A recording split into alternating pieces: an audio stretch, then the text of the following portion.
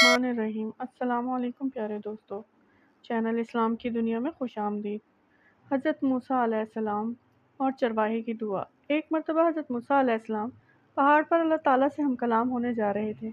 रास्ते में आपने देखा एक चरवाहे को देखा जो अपनी भेड़ों को चरा रहा था और बड़ा आजिज़ और इंकिसारी के साथ दुआ मांग रहा था।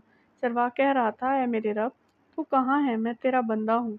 अगर तू बीमार हो जाए तो मैं तेरी तीमारदारी करूँ। अगर तेरी कोई चीज़ गुम हो जाए तो मैं उसे ढूँढ कर लाऊँ। ऐ मेरे प्यारे रब, तू मुझसे कितना दूर है। काश मैं तुझे अपने पास पाता तो अपने हाथों से तेरी खिदमत करता। हज़रत मूसा अलैहिस्सलाम ने जब इस चरवाहे की ये बातें सुनी तो उन्हें बहुत गुस्सा आया। उन्होंने चरवाहे को डांटा और कहा, ये तुम कैसी बातें कर रहे हो? क्या अल्लाह ताला बीमार होते हैं? क्या उनकी चीज़ें गुम हो सकती हैं?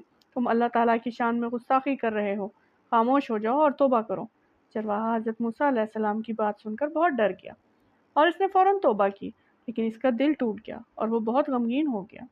जब हज़रत मूसा अलैहिस्सलाम अल्लाह ताला से हम कलाम होकर वापस लौटे तो अल्लाह ताला ने इनसे फरमाया, ए मूसा, तुमने मेरे बंदे को मुझसे क्यों दूर कर दिया? वो तो अपने दिल की सच्चाई और मोहब्बत का इज़हार कर रहा था।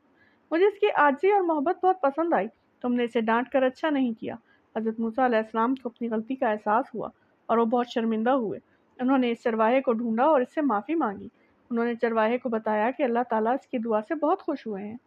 इस वाक़ये से हमें सबक मिलता है कि अल्लाह ताला दिलों के हाल को जानता है और वो अपने बंदे की आजिज़ी और मोहब्बत को पसंद करते हैं। दुआ मांगने के लिए किसी ख़ास ज़बान या अंदाज़ की ज़रूरत नहीं होती, बल्कि दिल का साफ